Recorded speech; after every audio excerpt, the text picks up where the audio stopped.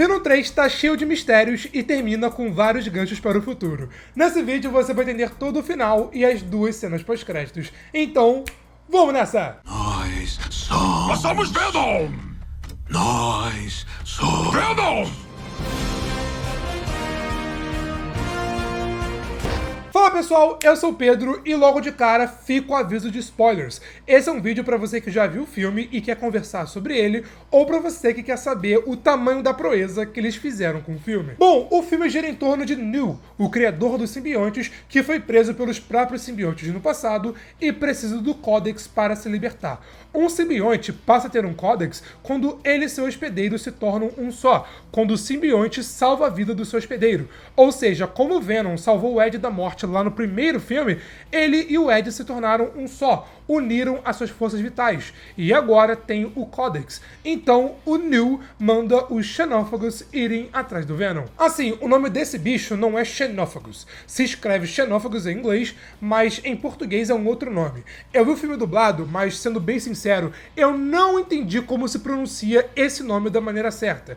Então eu peço perdão, eu vou chamar esses bichos de Xenófagos. Então toda vez que eu falar Xenófagos, eu estou me referindo a esse bichão aí, essa criatura que é meio que o vilão do filme. O filme basicamente é de Venom fugindo dos Xenófagos. Aí eles têm aventura ali, aventura pra cá, vão pra Las Vegas, dançam, até que vão parar na Área 55, uma base militar secreta que tinha vários outros simbiontes, como o Toxina que tava com Mulligan, como vimos no final de Venom 2. Inclusive, é o Toxina que explica que o Venom precisa morrer. A única maneira de destruir o Codex é com ele ou o Ed morrendo, já que, enquanto eles estiverem vivos, o Nu vai ter uma chance de escapar da sua prisão. Agora, porque o Codex é a chave para o Nu escapar da sua prisão, aí você pergunta pro roteirista. Mas eu te respondo. Seguinte, o filme não explica, ele literalmente só joga isso e caga e anda. Mas nos quadrinhos, o Codex é um fragmento do simbionte que é deixado no corpo do seu hospedeiro. Ou seja, se o simbionte e seu hospedeiro se separarem, ainda assim o hospedeiro vai ter uma parte ali do simbionte com ele.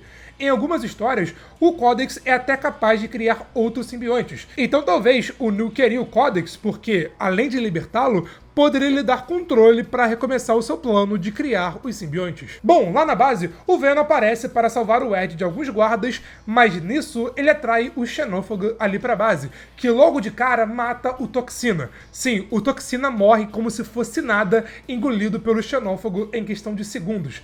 O Toxina que, tem algumas cenas que deu pra ver que ele é um tipo de simbionte diferente, tem vários tentáculos, se movimenta e tem uma aparência um pouco mais diferenciada, mas não. Tudo isso é jogado pra fora, porque assim que o Xenófago aparece na base, ele morre em questão de segundos.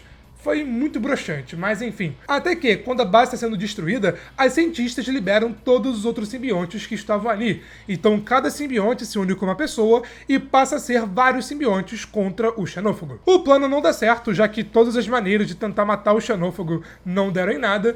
Ele inclusive chama mais deles para se unirem contra o Venom, então o Venom toma uma escolha. Ele e Ed se separam. Ele joga o Ed para longe, consegue juntar todos os Xenófagos ali com ele, meio que cria uma rede com todos os xenófagos, pede para o militar genérico ativar o ácido, então ele se sacrifica para destruir o Codex, logo se matando e também consegue matar todos os xenófagos. E logo depois toda a base é destruída com uma mega explosão causada pelo militar. Mas Pedro, e o Ed? Então, como eu disse, Venom e Ed se separaram. O Venom foi ali para se matar e também para destruir os xenófagos, e o Ed ficou ali protegido. O Venom meio que colocou uma porta nele ali para protegê-lo do ácido. Agora, como aquela portinha protegeu o Ed de uma mega explosão, que logo depois do ácido também teve a explosão, aí é mais uma pergunta pra conta do roteirista. Nessa explosão, morre todo mundo, só sobra o Ed, a família Hippie e também duas cientistas. Uma delas, a doutora Penny, acabou se unindo com uma amostra de simbionte,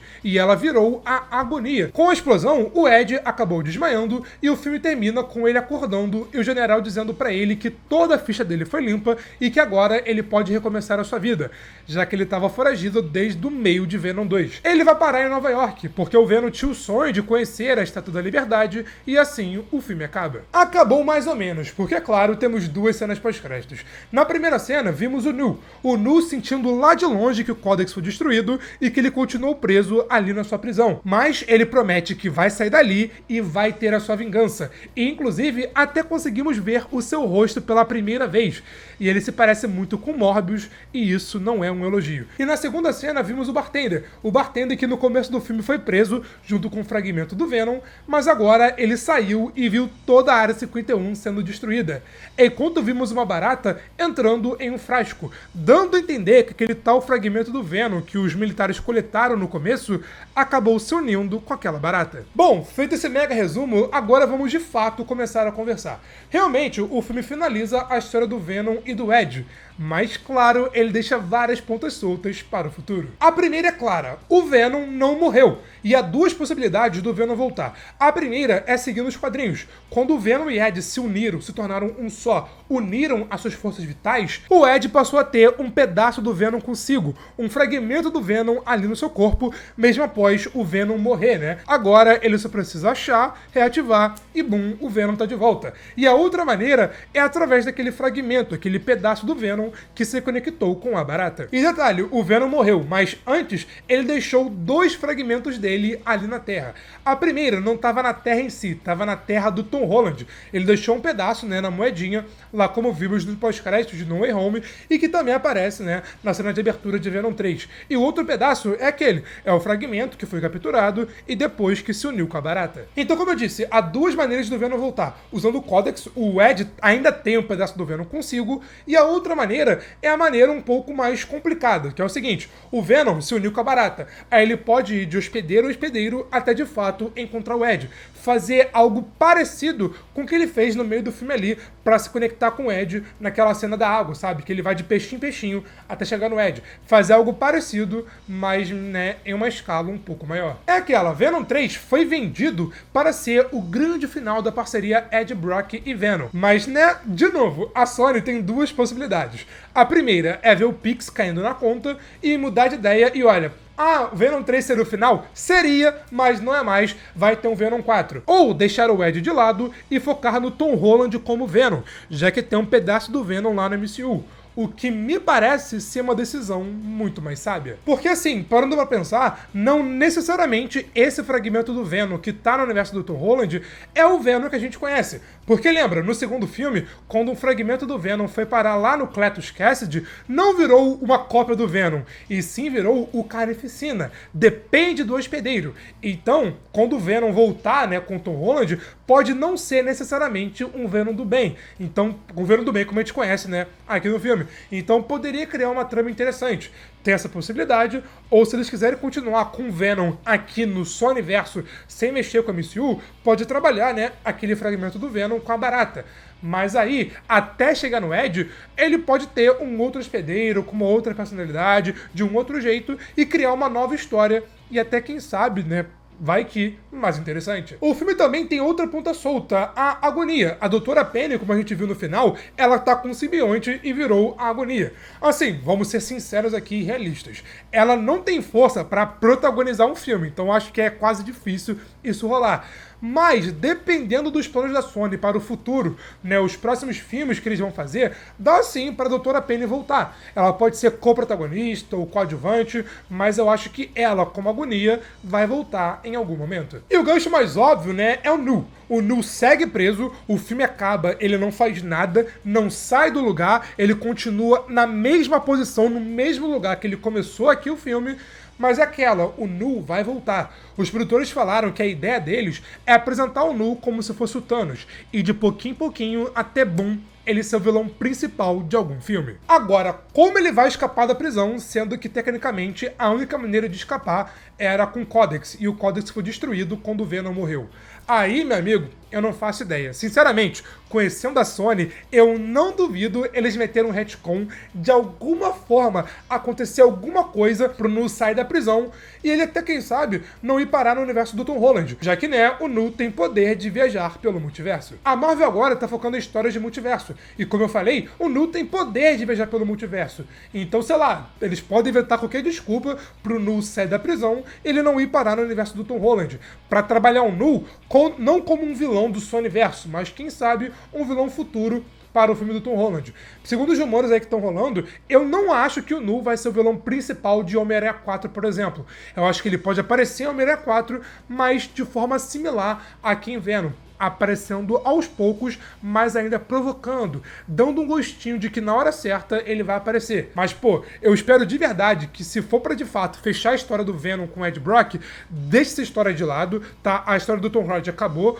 o Tom Hardy claramente não tava com vontade de fazer o filme, e foca agora no Venom com o Tom Holland. O Tom Holland na faculdade, agora com novas experiências, ele tendo contato com o simbionte não sendo um simbionte do bem, como a gente viu o Venom do Tom Hardy, mas sendo um simbionte mais malandro, mais safado, mexendo com a mente dele. Cara, eu acho que pode render uma trama interessante e pode render uma trama melhor do que os 3 filmes do Venom. Enfim, o que sabemos é que o universo Sony vai continuar. O universo do Homem-Aranha sem Homem-Aranha da Sony vai continuar, teremos mais filmes, vai ter o Homem-Aranha 4 do Tom Holland, tá confirmado. Se vai ter o Venom ou não, ainda não sabemos, mas o Sonyverso sem Homem-Aranha vai continuar. Esse ano, mês que vem não, dezembro, tem Kraven, que assim, Kraven eu acho que vai ser ruim, mas eu acho que pra ser ruim nível Venom 3, o filme tem que se esforçar. Eu até comentei no Instagram, cara, de verdade, eu fiquei decepcionado com Venom 3. Não que Venom 1 e Venom 2 sejam filmaços. Venom 1, né, é um 6.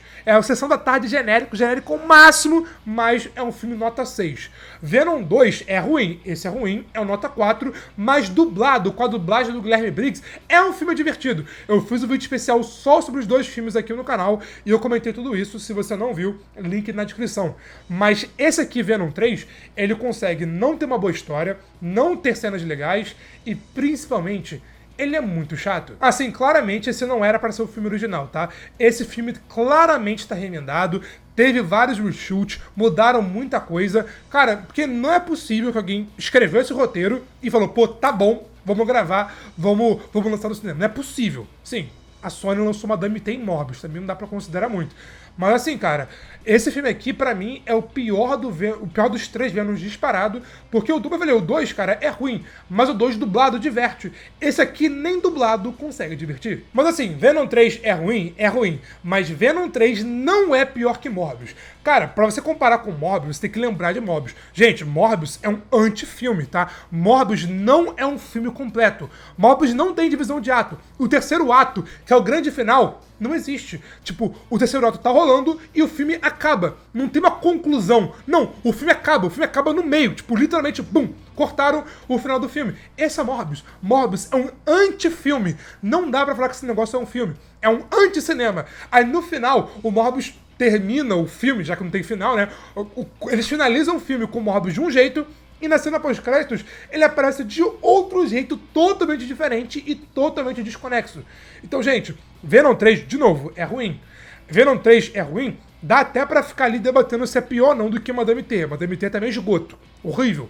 Mas Morbius, cara, Venom 3, desculpa, mas Venom 3 não é pior que Morbius. Mas essa é apenas a minha opinião. O que você achou? Me conta aqui nos comentários. Porque aqui eu relembro os 2 filmes do Venom que, cara, depois de ver Venom 3, esses 2 filmes, de verdade, só melhoraram. E conta aqui, eu comento sobre Deadpool e Wolverine, que, cara, surpreendentemente, ainda é o melhor filme de herói desse ano.